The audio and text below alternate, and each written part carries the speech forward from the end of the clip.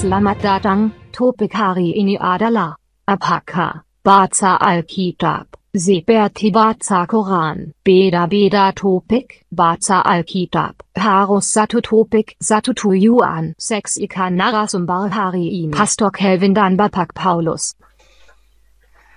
Halo, selamat malam, Pastor Shalom, selamat malam Pak Paulus, Shalom semua Malam. peserta online Bible Talk atau Bible Study, baik yang di Amerika maupun di Indonesia atau di Australia atau di mana saja. Malam hari ini atau pagi hari ini kita akan membahas sebuah topik yang menarik, yaitu satu pertanyaan yang kita akan jawab. Bunyinya kurang lebih adalah sebagai berikut. Apakah prinsip membaca Alkitab yang baik yang dapat menolong kita untuk mendapatkan pesan-pesan utama di dalam Alkitab? Nah, saudara, pada kesempatan kali ini saya ditemani oleh Pendeta Paulus Surya dari WPC Bull Creek, Perth, Western Australia. Selamat malam, Pak. Selamat malam, selamat pagi. Ya, Di Australia pagi ini. Di Australia pagi.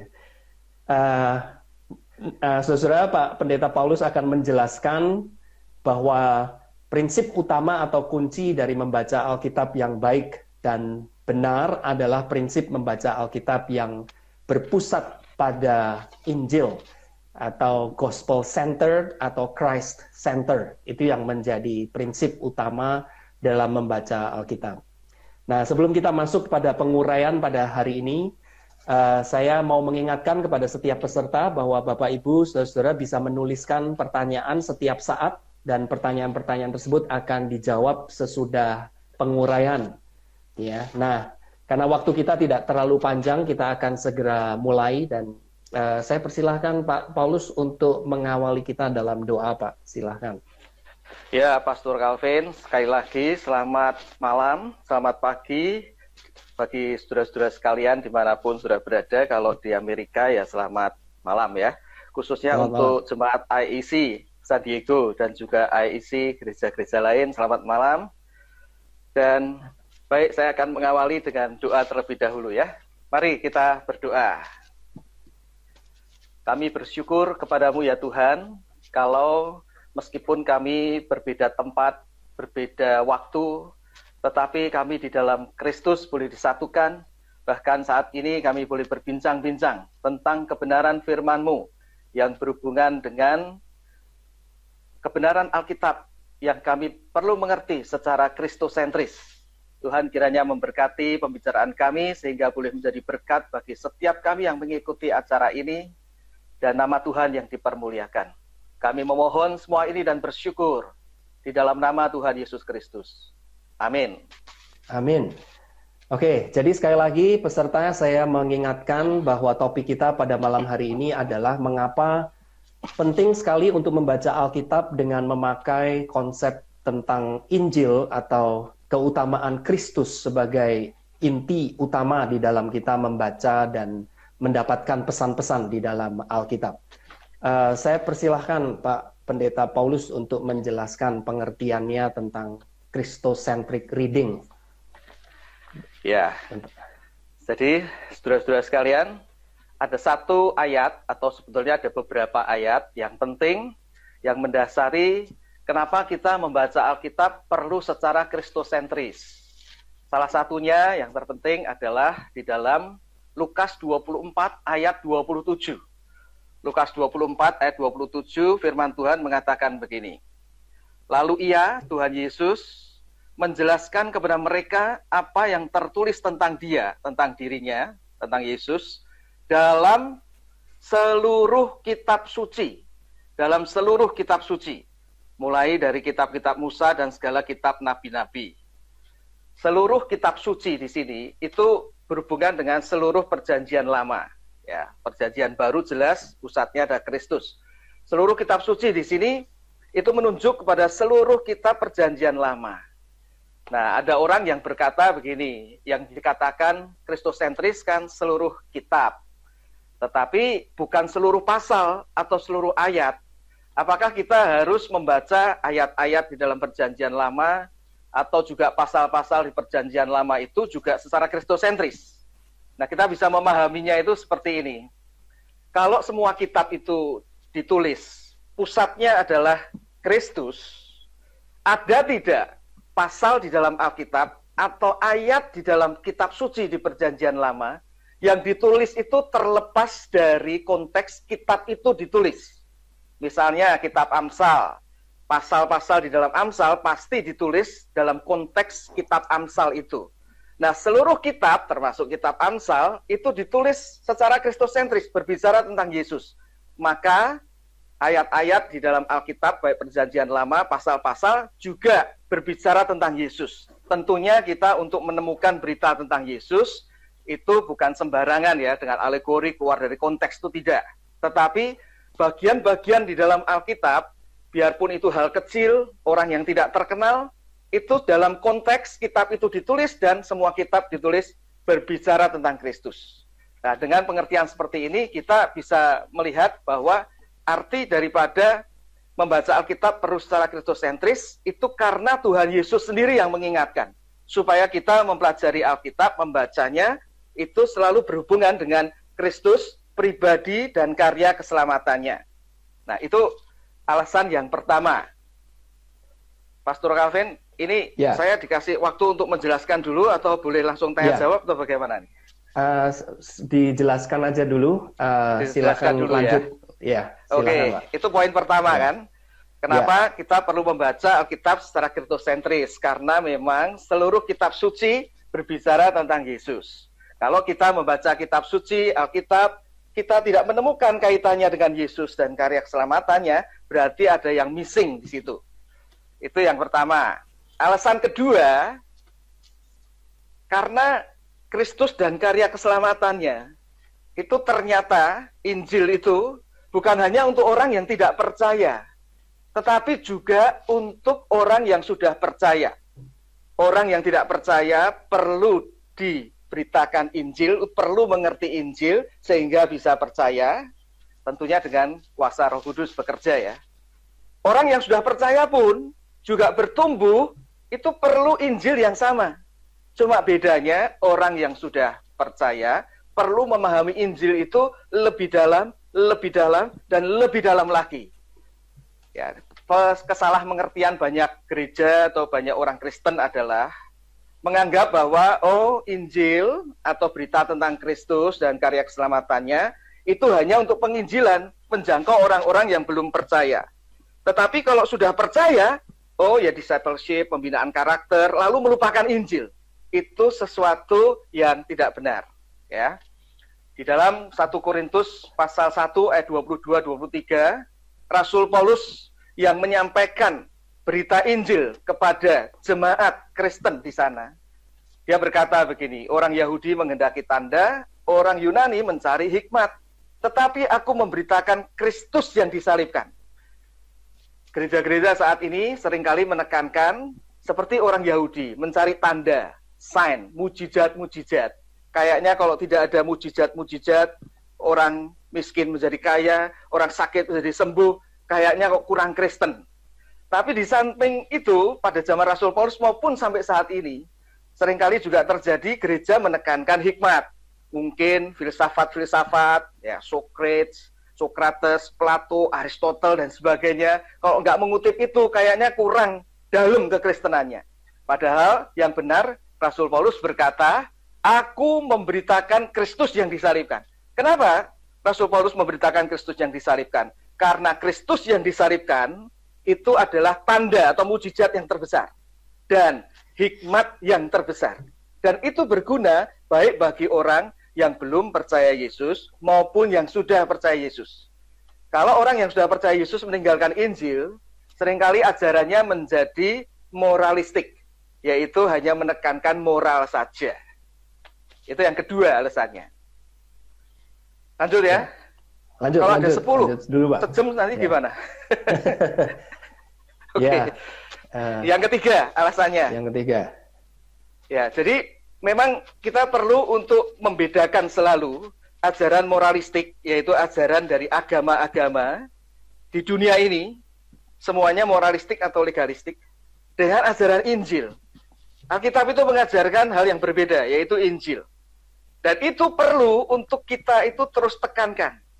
Sebab kalau tidak, maka jemaat berpikir, oh ini hanya tidak beda dengan agama lain. Makanya ada orang Kristen yang juga menganggap, oh semua agama sama saja. Pokoknya mengajarkan perbuatan baik. Ini suatu konsep yang salah, karena di dalam kekristenan, kita itu menekankan perbuatan baik, motifnya itu berbeda dengan orang-orang yang belum percaya kepada Tuhan Yesus Kristus. Jadi pada waktu kita itu membaca firman, lalu kita itu melihat hubungannya dengan Kristus dan karya keselamatannya, kita tidak akan jatuh pada moralistik. Ya, jadi di dalam kekristenan kita tahu ada satu semboyan yang mengatakan begini, what would Jesus do? Itu dipopulerkan oleh sekelompok orang Kristen yang mau hidup taat, mau hidup kudus, mau hidup suci. Jadi di dalam setiap situasi mereka itu mau untuk selalu berpikir, kalau ada pilihan A dan B, ini atau itu, selalu berpikirlah, what would Jesus do in this situation? Apa yang akan Yesus lakukan di dalam situasi seperti ini? Nah, tapi hal itu ternyata tidak cukup. Karena kalau kita menganggap hanya Yesus sebagai teladan, tokoh moral, kita bisa jatuh pada moralistik. Kita harus mendasari what would Jesus do dengan what did Jesus do? Apa yang Tuhan Yesus telah lakukan bagi kita? Sehingga perbuatan baik kita, ketaatan kita, hal benar yang kita lakukan, dasarnya, motivasinya adalah keselamatan di dalam Injil Yesus Kristus. Nah, cara membaca Alkitab yang sedemikian ini akan membuat kita mengerti inti daripada kebenaran firman. Itu memang mendasari semua bagian firman Tuhan di dalam Alkitab. Itu alasan yang ketiga. Alasan yang keempat dan lima ya. Itu secara singkat mungkin saya jelaskan begini. Mengapa kita perlu membaca Alkitab secara Kristusentris? Karena hanya Kristus dan karya keselamatannya itu yang bisa memenuhi kebutuhan fundamental manusia. Jadi semua manusia, orang percaya maupun tidak, itu memiliki kebutuhan fundamental, yaitu the problem of suffering or sin, the problem of soal dosa, soal kejahatan, soal penderitaan, dan kematian. Itu menjadi problem semua manusia di dunia ini. Dan itu tidak ada jawaban yang tuntas, kecuali di dalam pribadi yang pernah mengalami penderitaan, kejahatan, kematian, tetapi menang terhadapnya, yaitu Yesus Kristus. Nah, dengan kita itu membaca Alkitab secara Kristusentris, maka kita akan melihat jawaban-jawaban bagi pergumulan manusia yang fundamental itu terjawab. Karena memang Alkitab mau menjawab itu, yaitu berdasarkan berita Kristusentris yang ada di dalam Alkitab. Termasuk yang kelima, kita perlu membaca Alkitab secara Kristusentris, karena sebenarnya hanya pribadi Yesus dan karya keselamatannya, itu yang memberi jawab bagi pertanyaan manusia yang eksistensialis. Kalau tadi fundamental itu berhubungan dengan kejahatan, dosa, suffering, dan juga kematian. Kalau eksistensialis itu berbicara tentang kebutuhan manusia, apa sih tujuan hidup ini? Untuk apa aku ini hidup? Mengapa aku ada? Arti hidup itu apa? Dan itu juga hanya bisa dijawab jikalau kita membaca firman Tuhan dan kita itu mengenal inti berita daripada firman Tuhan itu, yaitu diri Yesus Kristus dan karya keselamatan di dalamnya. Ya, seperti contohnya mungkin ya, di Australia ini ada seorang tokoh yang terkenal, yang tidak punya tangan, tidak punya kaki waktu lahir. Namanya Nick Vujicic. Pernah dengar nggak, Pastor Calvin? Ya. Dia seorang yang dipakai Tuhan luar biasa. Di dalam kesaksiannya dia berkata bahwa pada waktu dia itu remaja, dia muda, dia mau bunuh diri. Kenapa? Karena kenapa dia tidak punya tangan, tidak punya kaki? Untuk apa hidup ini? Tetapi singkat cerita, pada waktu dia mengenal Tuhan Yesus Kristus, mengenal firman Tuhan, yang intinya adalah Yesus Kristus yang mati, yang bangkit, yang menebus dia tahu untuk apa hidup. Nah, dia terjawab kebutuhan eksistensialisnya, dan dia kemudian menjadi saksi Tuhan di mana-mana. Itu 5 hal yang bisa saya sebutkan secara singkat. Mengapa kita perlu membaca Alkitab secara Kristusentris? Ya. Itu Pastor Calvin. Kalau saya boleh simpulkan, ada beberapa poin yang penting. Mungkin pendengar tidak ingat semuanya, tapi saya berikan beberapa garis besarnya. Saya nggak akan menambahkan apa yang Pastor Paulus sudah sampaikan. Saya rasa itu sangat menolong kita untuk mengerti alasan kenapa kita harus membaca Alkitab di dalam konteks yang benar, yaitu khususnya konteks tentang penebusan Kristus. Konteks bahwa Kristus itu yang menjadi inti berita dari Alkitab. Jadi konteks itu sangat penting dan Injil adalah yang menjadi konteks di dalam Alkitab memang. Dan konteks ini dibutuhkan untuk membaca Alkitab bukan hanya bagi orang yang belum percaya Kristus, tetapi mereka yang percaya Kristus pun juga harus terus bertumbuh di dalam Injil, karena Injil memenuhi kebutuhan kita secara fundamental maupun secara eksistensial. Kurang lebih begitu ya, Pak Paulus ya? Betul. Kalau begitu, mungkin ada pertanyaan yang muncul, yaitu saya ada orang yang bertanya ini, apakah berarti kalau begitu orang yang belum percaya tidak akan bisa membaca Alkitab dengan benar atau tidak akan bisa memahami pesan Alkitab? Oh, ini yang dimaksud pasti orang yang belum percaya kepada Tuhan Yesus Kristus ya? Iya, sebetulnya itu, Pak. Orang yang belum percaya Tuhan Yesus, bahkan yang sudah percaya pun, itu tidak bisa memahami Alkitab dengan hikmat kekuatan sendiri. Makanya perlu Allah Roh Kudus. Jadi kalau ini menjawab pertanyaan itu, orang belum percaya memang nggak bisa memahami kebenaran Alkitab. Karena itu adalah sesuatu yang hanya bisa jikalau kita dicerahkan atau dipimpin oleh Allah Roh Kudus. Sehingga pada waktu membaca Alkitab, mengapa kita perlu berdoa? Memohon supaya Tuhan memimpin dan membukakan. Itu karena memang kita tidak mampu, tetapi melalui Allah Roh Kudus, kita itu dimampukan. Ya. Tetapi sebagai para pendeta atau sebagai penginjil, para pendeta atau penginjil, kalau kita itu sampai memang harus mengkhotbahkan kebenaran firman atau guru sekolah minggu, khotbahkanlah semua bagian itu berkait kepada Kristus, sehingga kita sudah menabur benih. Kalau ada orang tidak percaya di situ, mereka tahu mendengar, oh ajaran kekristenan itu berbeda dengan ajaran agama-agama lain, dengan ajaran dunia ini. Itu jawaban saya. Jadi itu tadi juga ada yang bertanya, ini satu pertanyaan yang mungkin praktis berkaitan dengan mengajar sekolah minggu, karena tadi Pak Paulus menyinggung soal itu. Jadi apakah berarti kita harus selalu kembali kepada Kristus pada waktu kita menceritakan tentang tokoh atau tokoh siapa saja di dalam Alkitab, baik itu Abraham atau Yusuf, begitu, apakah selalu harus kembali kepada Kristus, selalu dikaitkan ke sana? Ya, seperti tadi, alasan pertama mengapa kita perlu memahami firman bagian manapun, itu berkait kepada Kristus dan karya keselamatannya, Lukas 24-27, maka berarti pada waktu kita mempelajari tentang Abraham, Musa, Daud, dan semuanya, itu juga harus berkait ke Kristus. Karena sebetulnya pada waktu kita itu mengajar sekolah minggu atau berkhotbah tentang Abraham, Musa, Daud, tokoh utamanya bukan Abraham, Musa, Daud. Selalu tokoh utamanya harus Yesus Kristus. Jadi kita perlu memahami Abraham, Musa, Daud di dalam konteks nanti berkait dengan Kristus. Kesalahan daripada banyak gereja saat ini adalah waktu belajar Abraham, lalu tokoh Abraham yang menjadi teladan utamanya. Tokoh Musa, tokoh Daud yang menjadi teladan utamanya. Itu menjadi sesuatu kita menekankan hanya moralistik saja. Karena semuanya itu sebetulnya harus berkait kepada Kristus. Itu Pak Calvin.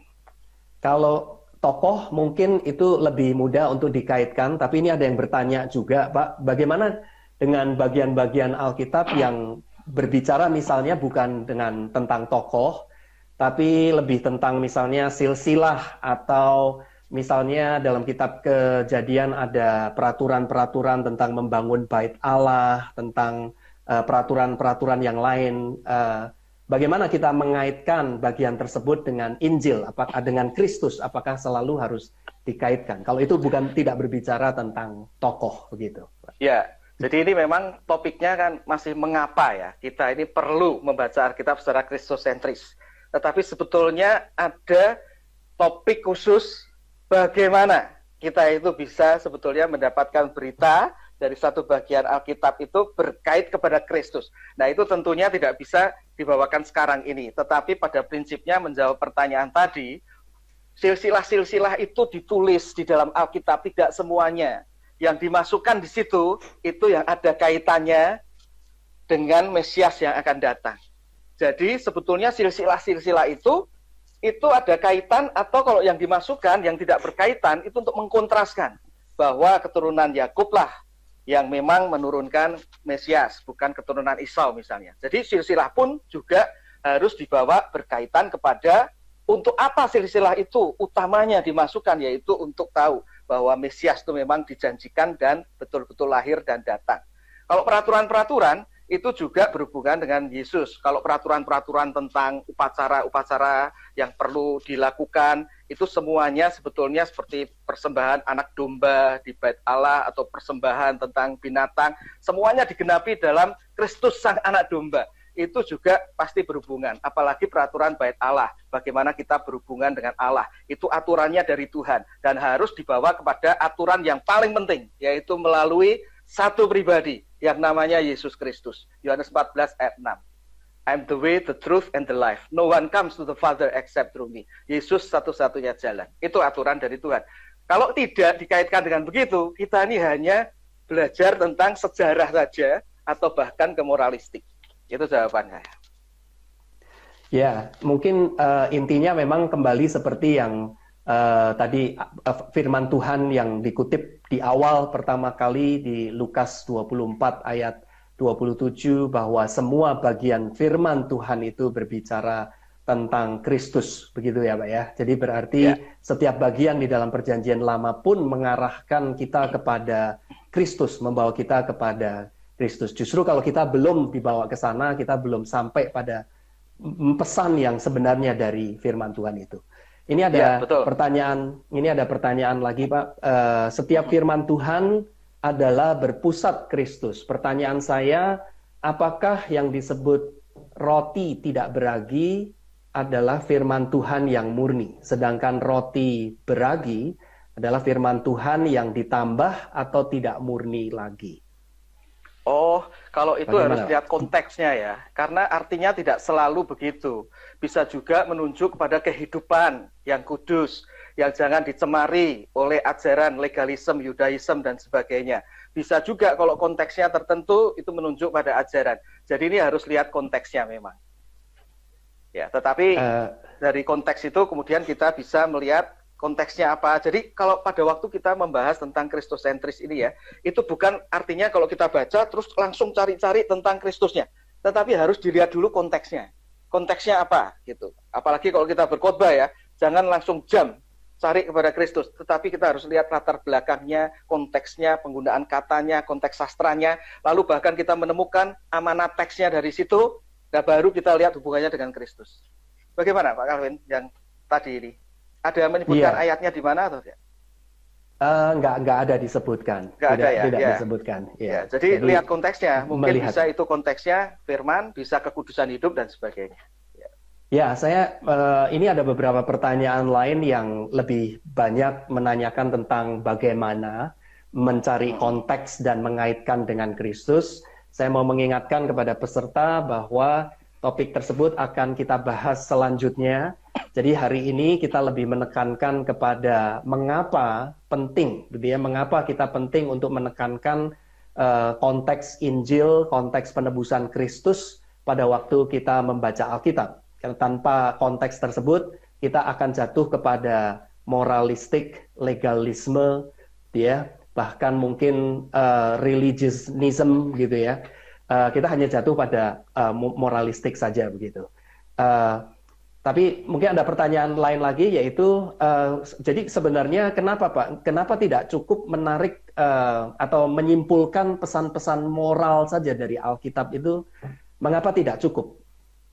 Iya, karena ya kalau kita melihat ya, di dalam Kejadian 3, pada waktu manusia jatuh di dalam dosa, maka manusia yang jatuh dalam dosa, yaitu Adam dan Hawa, di dalam Kejadian 3 ayat 7, itu mau mengatasi hidupnya yang berdosa itu dengan perbuatan moralnya, dengan suatu perbuatan, yaitu memang sederhana ditulis dalam Kejadian 3 ayat 7, menyemat daun pohon ara, lalu membuat sawat, membuat pakaian. Artinya sebetulnya ini adalah suatu tindakan yang secara prinsip sebetulnya diikuti oleh semua agama-agama di dunia ini.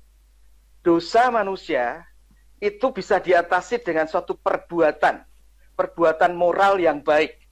Dan dalam Kejadian 3 ayat 7 yaitu menyemat daun pohon ara lalu menutupinya. Mau menutupi dosa. Tetapi di dalam Kejadian 3 itu sendiri, ayat 21, Tuhan Yesus itu sudah Allah ya, itu sudah menekankan bahwa tindakan seperti itu salah, tidak mungkin. Makanya di Kejadian 3 ayat 21 di situ dicatat, pakaian daripada daun pohon ara itu diganti kan dengan kulit binatang. Ini bukan berbicara karena kulit binatang lebih baik, lebih mahal, karena kalau tas juga dari kulit kan lebih mahal. Daun itu gampang copot, bukan itu artinya. Tetapi ini mau menunjuk bahwa kulit binatang itu berarti ada binatang yang dipersembahkan, yang dibunuh. Nah, itu mau menunjukkan bahwa dosa itu tidak bisa diatasi dengan perbuatan moral saja. Tetapi harus ada korban yang dikorbankan, dan itu menunjuk pada Kristus Sang Anak Domba Allah. Sehingga kita kalau hanya menekankan moralistik saja, kita mengikuti Adam dan Hawa. Ini bukan berarti perbuatan moral itu tidak penting ya. Kita perbuatan moral itu penting, tetapi itu sebagai buahnya saja. Sebagai buahnya saja. Seperti tadi kalau saya katakan ada istilah what would Jesus do. Itu bukan salah, tetapi itu salah kalau berdiri sendiri. Itu harus didasari dengan what did Jesus do. Dengan motivasi kita sudah diselamatkan, baru kita memilih melakukan yang benar. Demikian juga moral yang baik itu, kalau berdiri sendiri itu menjadi salah. Itu seperti apa yang ditekankan Adam dan Hawa waktu jatuh dalam dosa.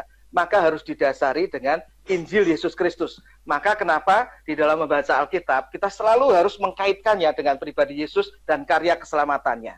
Itu Pak. Oke, jadi memang tidak cukup hanya berhenti kepada moralisme ya, atau pada peraturan-peraturan secara moral. Kita harus betul-betul kembali kepada Injil, kepada Kristus itu. Ada pertanyaan lagi nih Pak, apakah Alkitab dikanonisasi dengan pemikiran Christ-centered atau gospel-centered, atau dengan pemikiran doktrin Trinitas atau doktrin yang lainnya? Jadi mungkin pertanyaannya maksudnya adalah apakah pada waktu proses kanonisasi itu memang gospel-centered, Christ-centered ini sudah menjadi patokannya gitu ya, menjadi tema yang menyatukan, konteks yang menyatukan seluruh Alkitab. Ya. Silahkan Pak Paulus yang jawab. Saya bisa Kalau jawab, tapi Pak Paulus saja yang jawab. Oke. Kalau gitu saya akan jawab, terus tambahin ya Pak Calvin ya. Kalau saya jawabnya begini, jadi kanonisasi kita harus tahu itu gereja bukan menentukan. Gereja itu hanya menemukan. Yang menentukan itu adalah Allah di dalam providensianya. Ini istilahnya cuma tipis tetapi beda ini ya. Jadi ini berbeda dengan misalnya gereja Roma Katolik yang diprotes oleh Protestan, Martin Luther dan sebagainya ya. Karena pada waktu itu mereka berpikir bahwa gereja itu yang menentukan mana kitab suci yang kanon, mana yang bukan. Makanya di dalam gereja Roma Katolik itu ada tambahan 15 kitab di situ kan. Nah, karena gereja yang menentukan. Tetapi kalau kita orang Kristen kita percaya yang menentukan itu adalah Allah sendiri. Gereja itu hanya menemukan, oh ini yang sudah beredar, ini yang dipakai. Dari situ baru keluar, oh ternyata keluar list bahwa oh yang sudah ditentukan Tuhan ini ciri-cirinya begini gitu kan ya.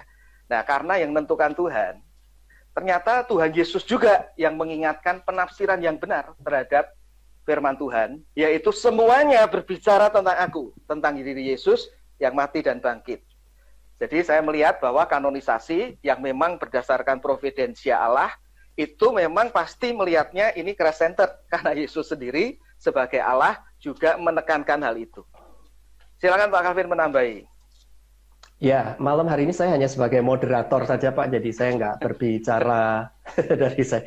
Tapi memang saya rasa prinsipnya adalah seperti apa yang tadi sudah dikatakan, di dalam proses penulisan Alkitab itu memang berita tentang Kristus menjadi benang merahnya yang menyatukan seluruh Alkitab, redemptive history, itu yang menjadi konteksnya.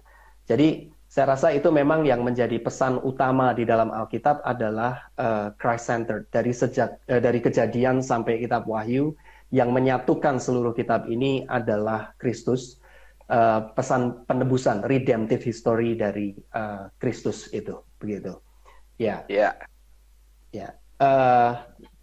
Ada pertanyaan yang lain, tapi ini juga pertanyaannya sebenarnya lebih bersifat bagaimana, apakah Pak Paulus mau menjawab, yaitu tentang bagaimana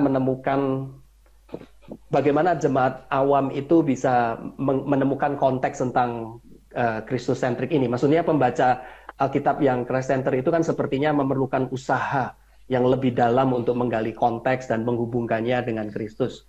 Bagaimana kalau mereka yang awam, yang mungkin tidak terlatih begitu, mengalami kesulitan dalam mencari kaitannya dengan Kristus? Apakah salah pada waktu mereka membaca Alkitab tanpa mengaitkan dengan Kristus begitu, Pak? Ya, jadi kalau kita membaca Alkitab tanpa melihat kaitan dengan Kristus, itu tidak lengkap. Ya, seperti kalau Tim Keller di dalam bukunya tentang preaching, ya, memang dia mengatakan pada waktu kita itu membaca satu bagian firman, kita sudah melihat konteksnya, kita menarik artinya, tetapi tetap tidak berkait ke Kristus, itu tidak lengkap. Ya, arti tidak lengkap kalau mau dibilang salah ya karena tidak lengkapnya itu, gitu ya. Nah, mengenai cara, seperti tadi memang sudah dikatakan oleh Pak Calvin, salah satunya itu memang membaca Alkitab secara redemptive history, sejarah penebusan, itu semuanya, jadi perjanjian lama ini sebetulnya berbicara tentang preparation, persiapan Mesias itu datang. Perjanjian baru itu penggenapannya dan hidup daripada Mesias itu. Sehingga kalau kita melihat satu konteks atau satu bagian firman, kita harus melihat konteksnya. Oh, ini di dalam sejarah penebusan di bagian mana ya, gitu. Itu salah satu cara saja. Sebetulnya cara ini memerlukan waktu khusus karena juga tokoh-tokoh Alkitab itu seperti Sidney Greidanus, ya, salah satu dari dosen di Calvin Theological Seminary, ya, Pak Calvin lulus dari sana. Itu mengajarkan ada 7 cara. Saya melihat bahwa sebetulnya ada berbagai cara banyak. Saya coba menyimpulkan semua itu sebenarnya di dalam 4 cara. Tetapi 4 cara ini ya perlu waktu khusus nih karena perlu memberikan contoh-contohnya. Ini setengah jam berikutnya sendiri lagi gitu ya berikutnya. Tetapi ada caranya. Jangan. Satu contoh kecil aja Pak, ini karena ada yang tanya tadi, misalnya tentang Sodom dan Gomora, kisah Sodom dan Gomora. Apa kaitannya dengan Kristus di dalam hal itu? Oh ya, jadi dosa itu pasti dihukum. Dan keselamatan itu datangnya dari Tuhan, ya kan? Jadi itu salah satu bisa memakai cara analogi. Jadi itu sebetulnya di samping sejarah penebusan, bisa juga promise fulfillment, janji pemenuhan.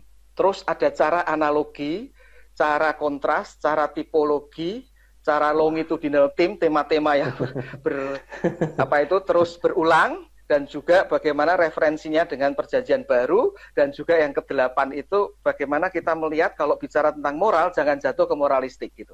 Nah, kalau yang tadi Sodom dan Gomora itu mungkin salah satunya pakai analogi, bahwa orang berdosa itu pasti menerima hukuman daripada Tuhan. Tetapi ada yang dikasihi itu selamat bukan karena usahanya sendiri, yaitu Lot dan anak-anaknya. Itu karena Tuhan yang berintervensi gitu. Jadi pada waktu kita bicara tentang bagian itu jangan berhenti di Lotnya, tetapi bagaimana keselamatan itu datang dari Tuhan yang mengutus malaikatnya, yang sebetulnya itu digenapi dalam Yesus bagi orang berdosa. Misalnya begitu. Ya. Ya, terima kasih Pak Paulus, waktunya sudah habis ini. Terima kasih kepada para peserta. Saya hanya akan membacakan satu komentar saja. Saya akan bacakan, mungkin terserah kalau Pak Paulus mau nanggapin atau tidak. Menurut saya, ada satu penulis mengatakan, menurut saya firman Tuhan adalah berpusat Hamasyiah, Kristus. Karena firman Yahweh, yaitu Tuhan itu sendiri adalah roti tidak beragi. Begitu. Itu sekedar komentar saja saya bacakan dari salah satu peserta. Sekali lagi tapi peserta berarti percaya bahwa memang Kristus sebagai pusat ya? Oke. Ya, memang intinya firman Tuhan itu murni, kemurniannya adalah di dalam berita tentang Kristus itu, begitu. Yes, peserta online Bible Talk, terima kasih sudah mengikuti acara pada malam hari ini. Terima kasih juga khususnya untuk Pak Paulus yang sudah menyempatkan malam hari ini mengajarkan kepada kita satu prinsip yang penting di dalam membaca Alkitab. Pentingnya untuk kita selalu mengaitkan dengan konteks utama di dalam kita membaca Alkitab, yaitu penebusan Kristus atau berita Injil itu sendiri. Nantikan seri berikutnya, penjelasan tentang bagaimana kita membaca Alkitab yang sifatnya berpusat pada Kristus. Hari ini lebih tentang mengapa, gitu ya, mengapa. Yang berikutnya nanti tentang bagaimana. Terima kasih semuanya. Kita akan tutup lagi dalam doa ya. Saya akan tutup dalam doa. Mari kita berdoa. Bapa di surga, sekali lagi kami bersyukur untuk kesempatan malam hari ini kami boleh belajar sedikit firman Tuhan tentang mengapa penting ya Tuhan kami memahami konteks Alkitab. Bahwa Engkau Tuhan adalah inti berita itu sendiri ya Tuhan, bahwa Kristus adalah inti berita di dalam Alkitab. Biarlah kami sungguh mengenal akan konteks itu, dan kami bisa membaca Alkitab dengan lebih baik dan dengan lebih bertanggung jawab. Terima kasih ya Tuhan, berkati setiap peserta pada malam hari ini juga. Di dalam nama Tuhan kami Yesus Kristus kami berdoa. Amin. Amin. Terima kasih sekali lagi, selamat malam semuanya, sampai berjumpa di malam. Terima kasih. Tuhan memberkati kita. Sampai jumpa di mendatang.